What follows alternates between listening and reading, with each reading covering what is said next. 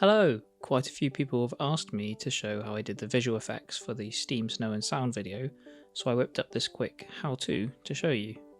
Everything was done in Adobe After Effects, which is part of Creative Cloud. This can be an expensive program to use, but it's the only way I know of achieving what I want. There might be others, but I'm very lucky in that I get it through my work. You might be able to use a trial version or get a discount somehow. To begin with, I have this shot. I filmed everything with the camera completely static, because as soon as you have moving footage, it's a whole new level of difficulty.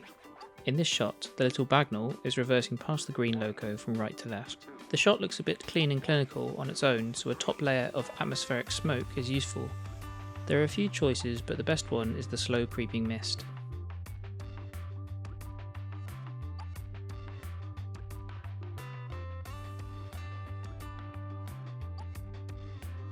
This footage is handily shot on pure black, so by changing the layer type to screen, it becomes almost totally translucent, leaving a hint of steam and fog in the air.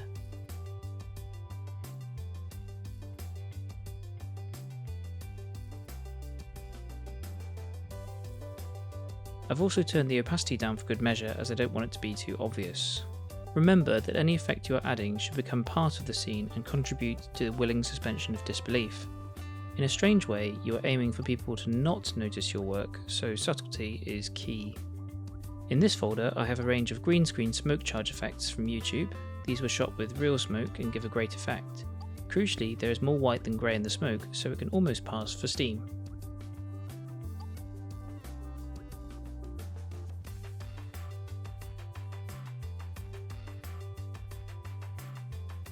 I took these clips and combined them in a fresh timeline, removing the explosions and masking off the hard edges so that the clouds fade away rather than simply disappearing.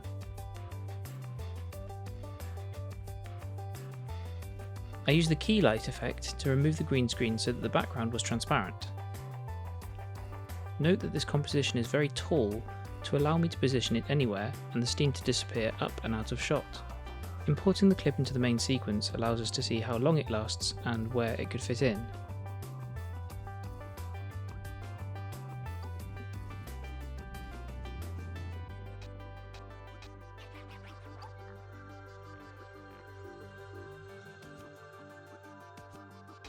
What I have done is move the anchor point so that the crosshairs sit right on the source of the steam, so that I can easily line it up with the chimney. The steam is going the wrong way for the direction of the loco, so I use the flop preset to switch it over.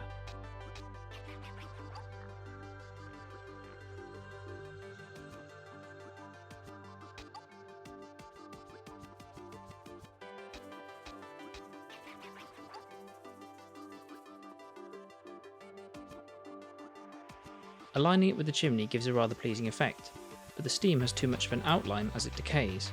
To get rid of it quicker, I keyframed the opacity from 100 to 0% over the second part of its life cycle, meaning it would fade away nicely and not draw the eye.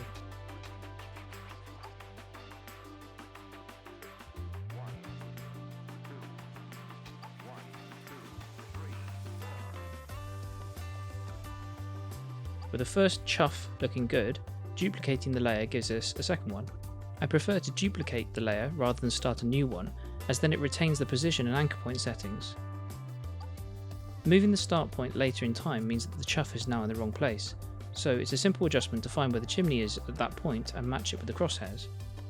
There is a slight problem with these clips in that the locos are moving faster than real ones would, and they have very small wheels, so there would be so many chuffs per revolution that would look like a constant stream out of the chimney. So I'm taking a little bit of editor's license and spacing them out more than is realistic, to give a distinct chuff chuff chuff effect. The process was repeated over and over to put all the chuffs in the right place.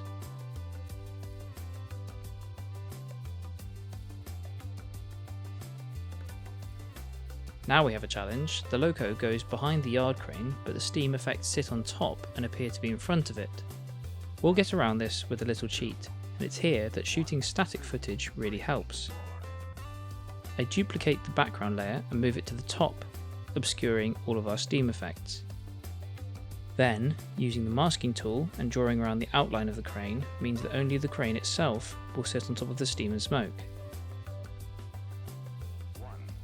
The crane itself is blurry and out of focus, so adding a little feather to the mask helps blend it in.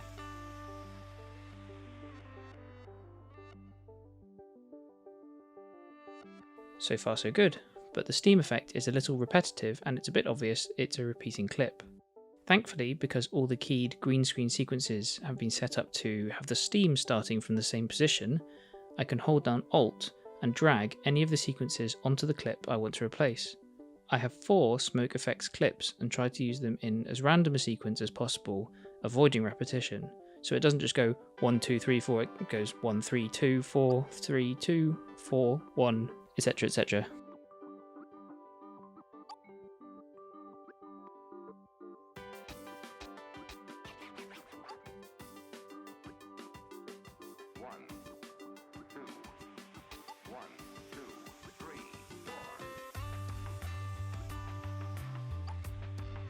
Another useful tweak is speeding up the odd effect, using time remapping to move the end point of the clip closer to the start, like so.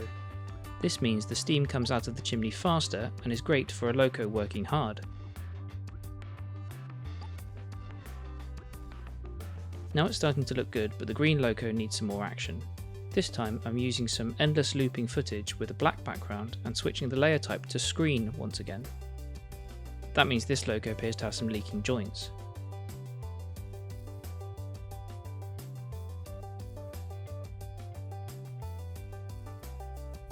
Much better and much more full of life. Now to use the Gaussian blur effect to unfocus. Having a crisp, high-resolution visual effect will only work if the object is in focus. For this loco, as it's in the background, the steam should be blurred accordingly.